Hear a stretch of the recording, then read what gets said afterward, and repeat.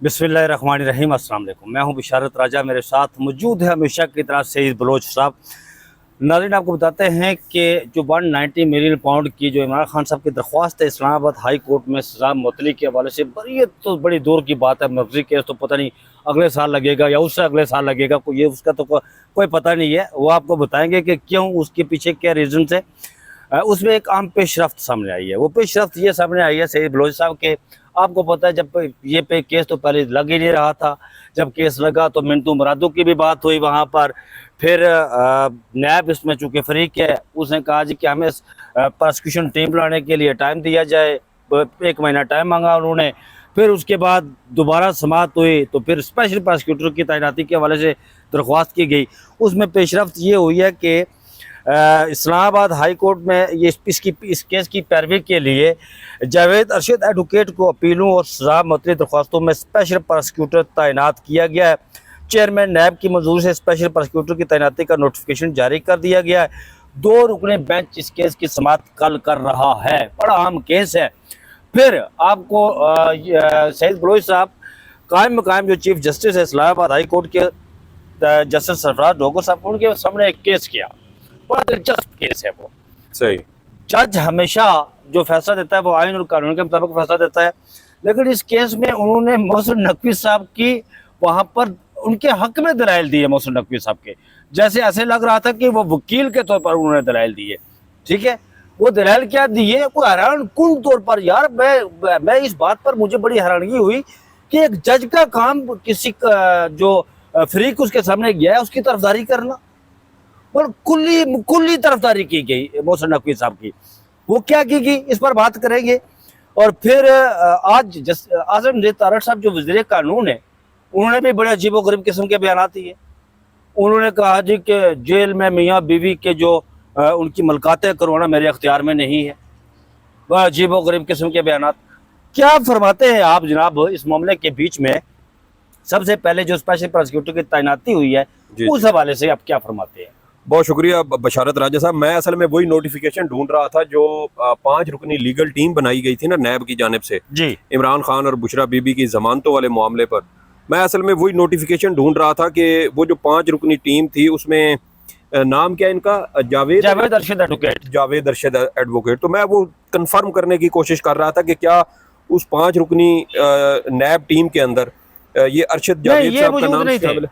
नहीं, ये मौजूद है। वो सरदार मुजफ्फर अब्बासी उसको लीड कर रहे थे और वकला थे, ये मौजूद नहीं थे। अच्छा जी, चले ये नहीं थे। अब सवाल ये पैदा होता है कि जब नैब की जानिब से एक 5 रुकनी टीम बनाई गई, तो पता है आपको स्पेशल प्रोसिक्यूटर अमजद परवेज साहब होते थे। अमजद परवेज साहब तो एडवोकेट जनरल पंजाब, वो एक और जहांजेब बरवाना साहब थे, और इस तरह और भी उनके एक वो और थे जो इस्तीफा दे गए थे इख्तलाफात की वजह से। जी, वो भी थे। ज़हन से उनका नाम निकल रहा है।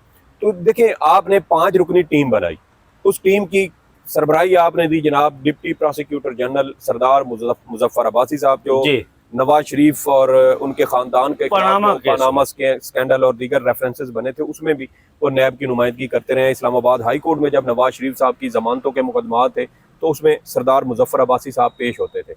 अब आपने 5 रुकनी टीम बनाई। उस नोटिफिकेशन के अंदर बशारत राजा साहब ये लिखा हुआ है कि इमरान खान और बुशरा बीबी की वो मरकजी दरखास्तें जो नैब कोर्ट के फैसले के खिलाफ इस्लामाबाद हाई कोर्ट में अपीलें दायर हुई, जिनके बारे में ये कहा गया कि ये मरकजी अपीलें शायद अगले साल जाकर कहीं जिसमें उस फैसले को चैलेंज किया गया था, जिसमें ट्रायल कोर्ट के फैसले को चैलेंज किया गया था, वो अगले साल कहीं जाके, अब क्योंकि उसमें रजिस्ट्रार ऑफिस की जानिब से कहा गया जी कि 250-300 के करीब वो क्रिमिनल केसेज हैं, तो उसमें इमरान खान साहब का जो मुकदमा है वो इतनी जल्दी उसका वो नंबर आता नहीं है, क्योंकि पॉलिसी ये है कि फर्स्ट कम फर्स्ट सर्व वाली है, फर्स्ट इन फर्स्ट आउट के, जो पहले मुकदमा आएगा उसको उसी तरीके से पहले उसके पीछे मामला था। 26वीं आईनी तरमीम जब लाई गई थी तो नाज़रीन को ये भी बता दें कि उस वक्त आपको याद होगा कि आज़म जेद तारड़ साहब और अताउल्लाह तारड़ साहब ने असम्बली में खड़े होकर एक स्पीच की थी।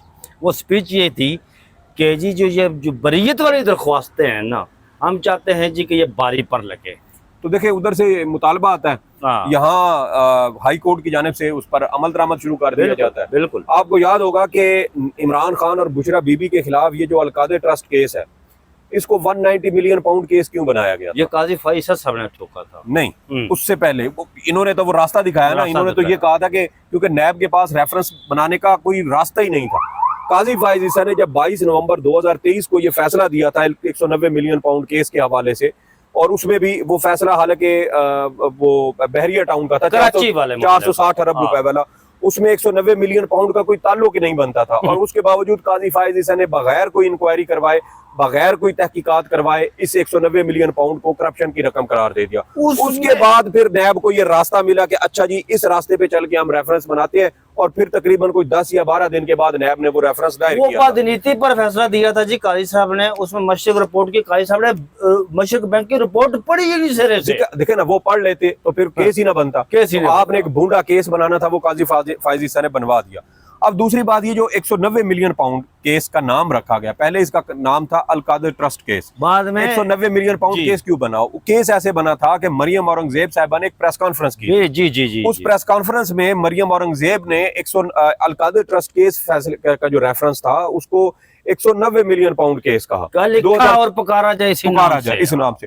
उसके कुछ ही टाइम के बाद गालिबन उसी रोज नैब की जानिब से एक चंद सत्रों पर मुश्तमिल एक प्रेस रिलीज जारी हुई थी, जिसमें उन्होंने कहा था कि अल-कादिर ट्रस्ट केस का जो टाइटल है वो तब्दील किया जा रहा है, आइंदा इस केस को 190 मिलियन पाउंड केस लिखा पढ़ा और पुकारा जाए। उसका मकसद क्या था? मकसद ये था कि इमरान खान और बुशरा बीबी की किरदार कुशी की जाए, क्योंकि अल-कादिर ट्रस्ट केस करते तो उसमें वो प्रोपेगेंडे वाली जो लाइन निकालना चाहते थे, वन लाइनर, वो निकलती नहीं थी। अब 190 मिलियन पाउंड इमरान खान घर लेके चले गए, खा पी गए, गबन कर गए, फलाना, ये सारे जो बयानिया बनाने की कोशिश की गई, गर्चा वो नाकाम हुआ, कामयाब उसमें भी हुकूमत नहीं हुई, लेकिन मकसद यही था जो उन्होंने बनाने की कोशिश की कि 190 मिलियन पाउंड बना के इसके ऊपर अपना एक बयानिया खड़ा करने की कोशिश की, वो नाकाम हुआ।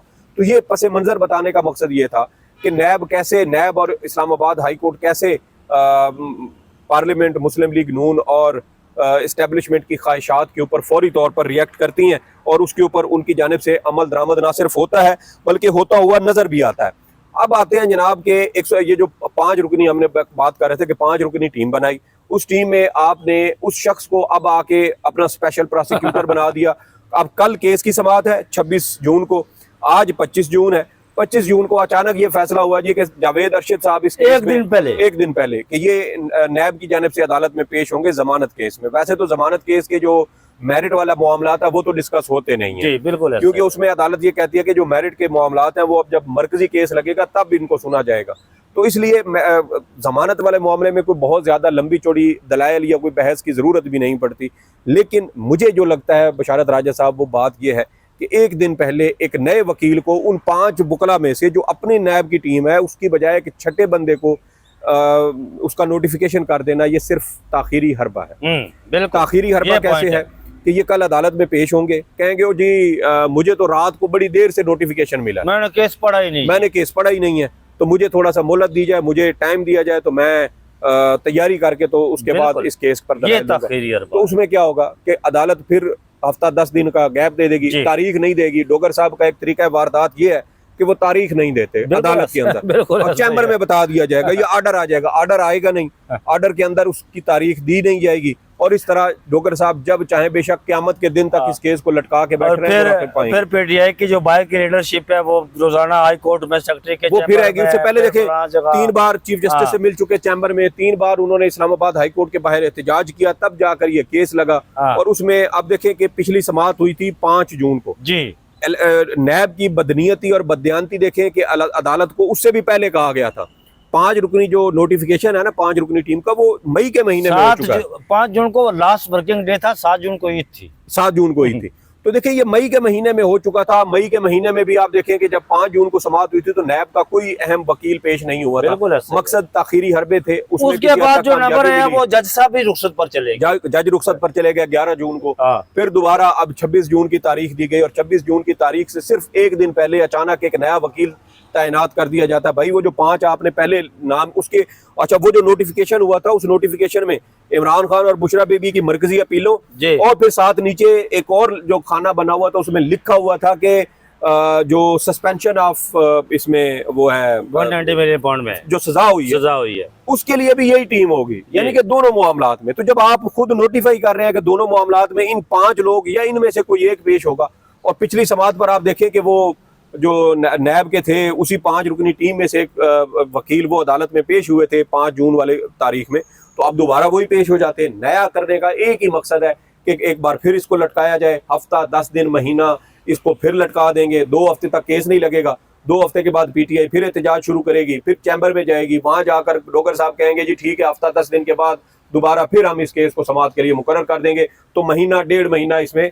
मजीद जाया कर दिया जाएगा। तो ये इस वक्त बुनियादी अच्छा, चूंकि मामला कायम चीफ जस्टिस आफत सरफराज डोगर साहब के पास लगा हुआ है, बात उनकी हो रही है, ये मामला है। नाज़रीन आपको बताते हैं कि मोहसिन नकवी साहब पाकिस्तान क्रिकेट बोर्ड के चेयरमैन बने थे, तो एक दरख्वास्त गुजार ने दरख्वास्त दायर की थी कि मोहसिन नकवी साहब को कायम उस वक़्त के जो वज़ीर-ए-आज़म है उन्होंने पीसीबी का चेयरमैन लगाया है, उनके पास ये इख्तियार नहीं है। ठीक है, वो दरख्वास्त दायर हुई और ये कोई 1.5 साल के बाद ये दरख्वास्त समाअत के लिए मुकर्रर हुई है। कायम चीफ जस्टिस सरफराज डोगर साहब उस केस की समाअत कर रहे थे। आज उन्होंने क्या कहा है मैं आपको बताता हूँ, बड़ा दिलचस्प, ये आप सुनकर ये हैरान रह जाएंगे कि एक जस्टिस इस तरह के रिमार्क्स दे सकता है। ये हुआ जी कि जैसे सरफराज डोगर ने पाकिस्तान क्रिकेट बोर्ड के चेयरमैन के तकर्रुर को चैलेंज किए जाने वाली दरख्वास्त की समाअत के दौरान हैरान कुन तौर पर मोहसिन नकवी क्या रिमार्क्स दिए। ये दरख्वास्त गुजार के वकील मुदस्सर लतीफ़ अब्बासी एडवोकेट से मुखातब होकर चीफ जस्टिस ने कहा कि चेयरमैन पीसीबी की कारकर्दगी उम्दा है, मुल्क में क्रिकेट के मुख्तलिफ टूर्नामेंट का इनेकाद किया जा रहा है, अगर उनके तकर्रुर के अमल में आईन पाकिस्तान और पीसीबी के दस्तूर की खिलाफ वर्जी हुई तो उसको छोड़े आगे चले। अंदाजा करें, आगे वो कहते हैं कि वज़ीर-ए-आज़म और निगरान वज़ीर-ए-आज़म के एक ही तरह के होते हैं, उनसे इससे कोई फर्क नहीं पड़ता कि पाकिस्तान क्रिकेट बोर्ड के चेयरमैन के तकर्रुर का नोटिफिकेशन निगरान वज़ीर-ए-आज़म ने किया। दरख्वास्त गुजार के वकील मुदस्सर लतीफ़ अब्बासी साहब ने कहा, दलाइल में कहा कि आईन पाकिस्तान में वज़ीर-ए-आज़म और निगरान वज़ीर-ए-आज़म की हैसियत अलग-अलग है। इस तरह पीसीबी के चेयरमैन के तकर्रुर का इस्तकाक बतौर पैटर्न पीसीबी यानी क्रिकेट बोर्ड के जो चेयरमैन है उसके वज़ीर-ए-आज़म के पास है, ना कि निगरान वज़ीर-ए-आज़म के पास। आईन ये कहता है कि जो पीसीबी का जो पैटर्न इन चीफ होता है वो वज़ीर-ए-आज़म होता है, वो इख्तियार कर सकता है जो इलेक्ट होकर आता है, निगरान केयर टेकर वज़ीर-ए-आज़म नहीं कर सकता, ये आइन कहता है। और मुदस्सर लतीफ़ साहब जो दरख्वास्त गुजार के वकील हैं उन्होंने ये अदालत के सामने बयान रखे। दलाइल के दौरान एक मरहले पर acting chief justice Sarfaraz Dogar ने सवाल किया कि आपकी दरख्वास्त गैर मौसूल हो चुकी है क्योंकि मेंबर बोर्ड ऑफ गवर्नर्स अब चेयरमैन बन चुके हैं, जिस पर पटिशन के वकील मुदस्सर लतीफ़ अब्बासी एडवोकेट ने कहा कि पीसीबी दस्तूर के आर्टिकल 7 के मुताबिक बोर्ड ऑफ गवर्नर्स में से कोई मेंबर चेयरमैन पाकिस्तान बन सकता है। एक शख्स का तकर्रुर बतौर मेंबर ही दुरुस्त नहीं तो वो चेयरमैन कैसे हो सकता है। इनका जो मेंबर बनाया गया था उनकी तकर्री भी दुरुस्त नहीं थी। ये भी कहा गया चीफ जस्टिस डोगर से कि आप एक्टिंग चीफ जस्टिस है, ये मिसाल दी मुदस्सर लतीफ़ अब्बासी साहब ने, इसलिए क्योंकि आप पहले जज बने फिर आप एक्टिंग चीफ जस्टिस बने। इस मिसाल के जवाब में एक्टिंग चीफ जस्टिस कुछ लम्हों के लिए हैरान हुए, फिर मुस्कुरा कर कहने लगे कि हमारे मामले में तो फैसला आ गया है, यानी सुप्रीम कोर्ट ऑफ पाकिस्तान ने फैसला दे दिया, वो ये कहते हैं। चीफ जस्टिस ने मजीद कहा कि सब कुछ ठीक चल रहा है, आपको तकर्रुर से क्या मसला है, जिस पर वकील ने जवाब देते हुए कहा कि हमें मोरखा मतलब 22/1/2024 के नोटिफिकेशन से मसला है जो कि गैर आइनी और गैर कानूनी है। आप ये नोटिफिकेशन कालादम करार दें और पैटर्न पीसीबी 15 मिनट बाद ही मौजूदा चेयरमैन का नया नोटिफिकेशन जारी कर देंगे, हमें कोई इतराज़ नहीं होगा। यानी वो दरख्वास्त गुजार के वकील कह रहे थे कि जो 22/1/2024 को जो नोटिफिकेशन हुआ था पीसीबी के चेयरमैन का, जो मौजूदा वज़ीर दाखिला है उसको आप मुअत्तल कर दें, कालादम करार दें। मौजूदा जो चेयरमैन है पैटर्न चीफ है यानी वज़ीर-ए-आज़म शहबाज शरीफ साहब, वो अगले 10 मिनट में 5 मिनट में दोबारा इनका नोटिफिकेशन कर दें, हमें इससे कोई इतराज़ नहीं है। लेकिन उन्होंने कहा, चीफ जस्टिस ने हंसते हुए कहा कि मैं उनको कहता हूं कोई नया नोटिफिकेशन जारी कर दे। आखिर में एक्टिंग चीफ जस्टिस ने दरख्वास्त गुजार के वकील का शुक्रिया अदा करते हुए कहा कि हमारे पास 100 मोटों के इख्तियारात नहीं, तो आप इस तरह के मामलात अदालत के इल्म में लेकर आएंगे तो इल्म होगा कि कहाँ कहाँ गैर कानूनी काम और दस्तूर की खिलाफ वर्जियाँ हो रही हैं। अभी उन्हें यह पता नहीं कि दस्तूर की खिलाफ वर्जियाँ हो रही है। बशारत राजा साहब, बात यह है जी आपने तो ये चेयरमैन पीसीबी वाली बात की है ना जी, ये तो 2024 की बात है। जी अगस्त 2023 में सुप्रीम कोर्ट ऑफ पाकिस्तान में एक दरखास्त दायर हुई थी और वो दरखास्त चेयरमैन नादरा की तैनाती के हवाले से थी। और दरखास्त गुजार का ये मौक़िफ़ था कि जो दरखास्त गुजारों में शामिल थे, यानी कि चेयरमैन नादरा के लिए जो इंटरव्यूज़ और सिलेक्शन हो रही थी ना उस वक्त, उसमें भी वो दरखास्त गुजार शामिल था। मैं कुछ उनकी जो सिक्योरिटी की वजह से मैं उनका नाम नहीं ले रहा। वो दरखास्त अगस्त 2023 में आई। सितंबर में आपको पता है बंदियाल साहब रिटायर हो गए। 1.5 साल काजी 13 महीने तकरीबन काजी फायज ईसा रहा।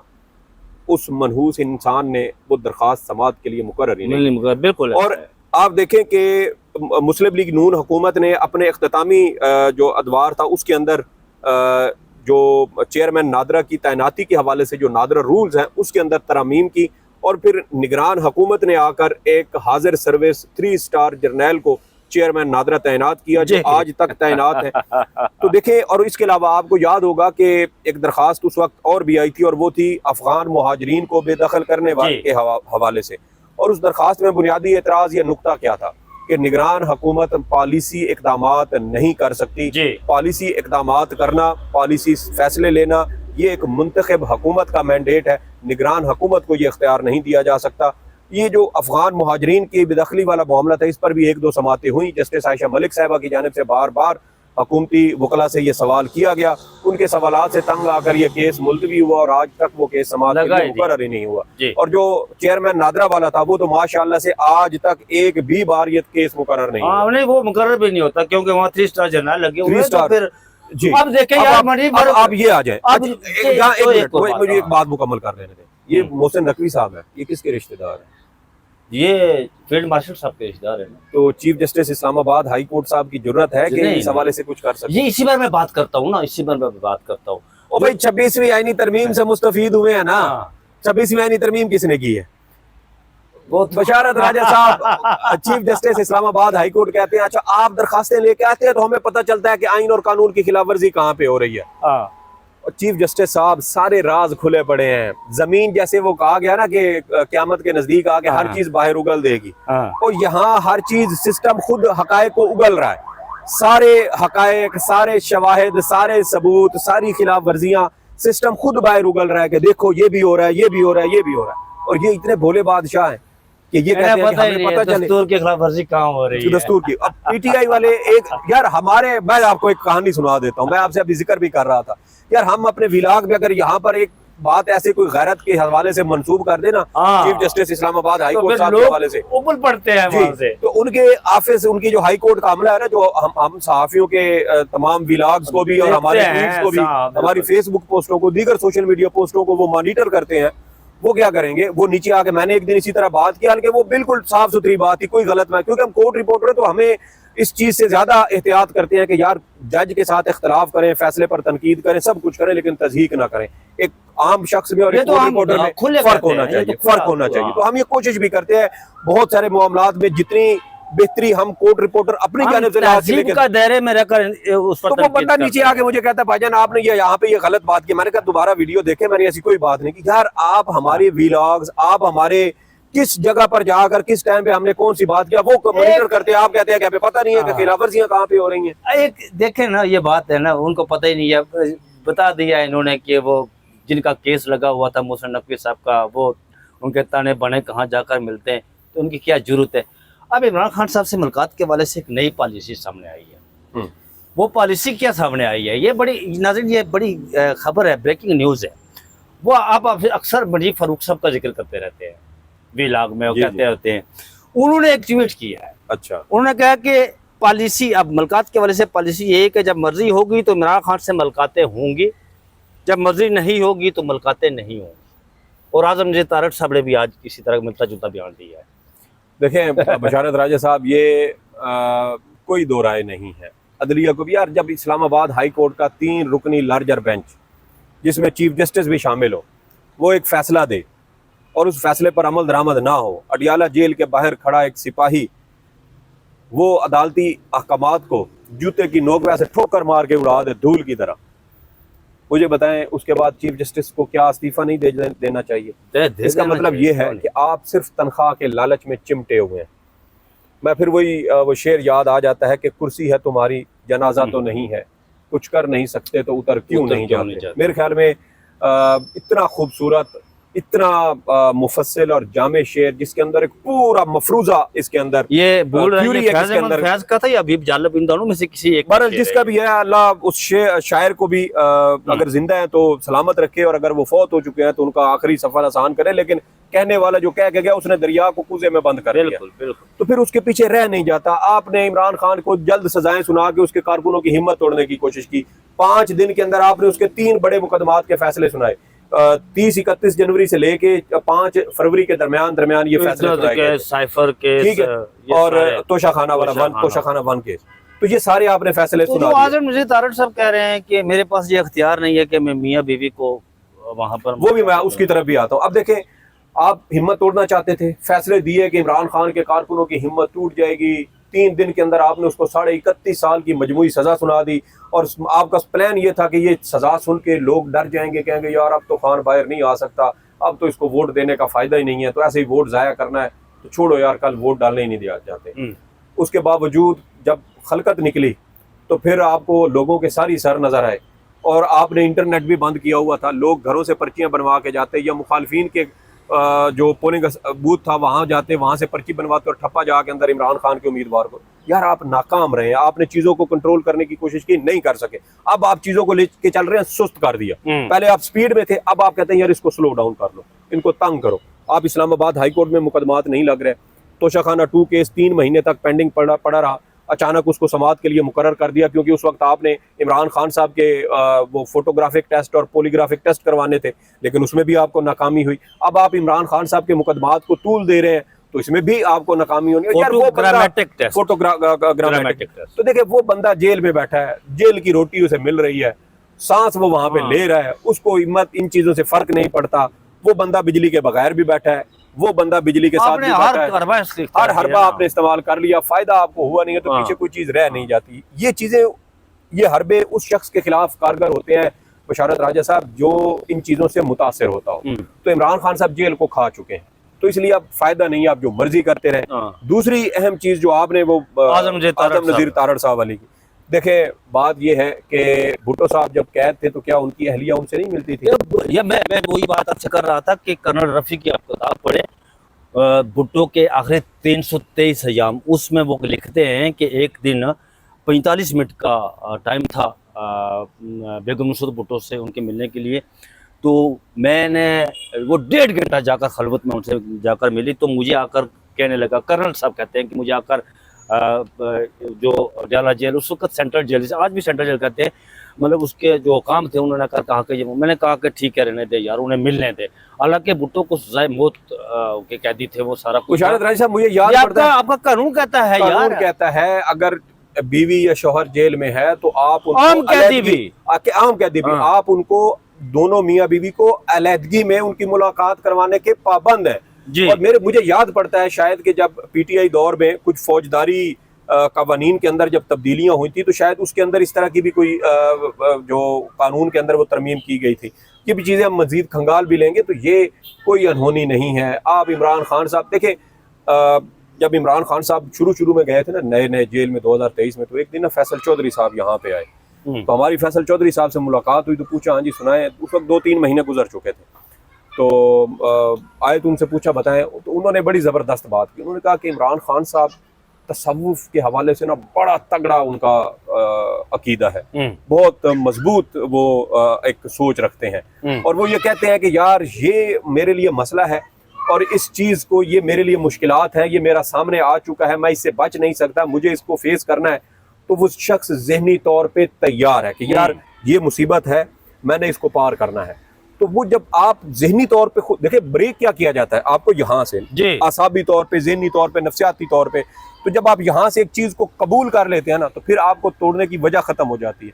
तो इसलिए अब आप इमरान खान साहब को जो मर्जी कर लें, अहलिया वो पहले भी बता चुके हैं, 3-3, 4-4 हफ्ते उनकी मुलाकात नहीं करवाई जाती। वो गिला शिकवा ज़रूर करते हैं, लेकिन उसके बाद वो सब्र करते हैं। सब्र करने से आप उनको रोक नहीं सकते, उनकी स्पिरिट आपकी, उनकी हिम्मत आप उसको तोड़ नहीं सकते। वो एक फाइटर हैं, सारी ज़िंदगी वो फाइटर रहे हैं, यार जिस बंदे ने सारी जिंदगी मुकाबला एथलीट करके रहा है यार वो बंदा। 1992 का वर्ल्ड कप देख लें यार, वेस्ट इंडीज के आगे हमारी क्या उस उनका वक्त वो कंधा बजा जवाब दी। दे गया था यार। तो जब वो फाइनल खेले तो इंजेक्शन लगाकर इमरान खान, मुख्तसर बात करते हुए इजाज़त लेंगे आपसे कि इमरान खान साहब के सही बलोच साहब जितना मर्जी भी, आजकल इस्लामाबाद में आपको पता है रात को भी बड़ा तूफान आया। पहाड़ों की एक सिफ्त होती है, पहाड़ों की सिफ्त पता है क्या होती है? ये जो अमालिया है, माउंट एवरेस्ट है, K2 है, जो भी अमालाई उस सिलसिले में जितने भी बड़े बड़े पहाड़ है, नंगा पर्वत है, इन पहाड़ों की एक सिफ्त होती है जितना मर्जी तूफान बादो बरा जो कुछ मर्जी हो, ये अपनी जगह से हिलते नहीं है। और इमरान खान उस पहाड़ से इस्तकामत के साथ खड़ा है यार। वो अपनी जगह से उसके कदम नहीं उखड़े उस जमीन से, उस जमीन के साथ उसके कदम चिमट कर रह गया यार। देखिए यही बात है ना कि इमरान खान को थकाने वाले थक गए हैं। इमरान खान साहब देखिए यही होता है कि जब एक शख्स ज़हनी तौर पे मजबूत हो ना, आप उसको शिकस्त नहीं दे सकते। तो जो ये कर रहे हैं और मुनीर फारूक जैसे बोंगों के जरिए इस तरह की खबरें पहुंचाते हैं। वैसे वो पिछले दिनों लोधी साहब ने एक ट्वीट भी किया हुआ था कि मुनीर फारूक जैसे लोगों को पट्टा डालें क्योंकि ये इदारे की बदनामी का बायस बन रहे हैं। तो मेरे ख्याल में 25 मिनट की वीडियो हो गई है, तो मजीद तफसीलात इंशाल्लाह हम वीडियो में इनके साथ करेंगे। बहुत सारी नई चीज़ें भी रखेंगे। कल बड़ा आम केस है इमरान खान साहब की सजा सस्पेंशन के, और यहाँ पर मखसूस नशिस्तों के हवाले से हम इंशाल्लाह हाजिर होंगे दोबारा। तब तक मुझे और सईद बलोच साहब को इजाज़त दीजिए। अपना बहुत सा ख्याल रखिएगा। अल्लाह हाफिज़।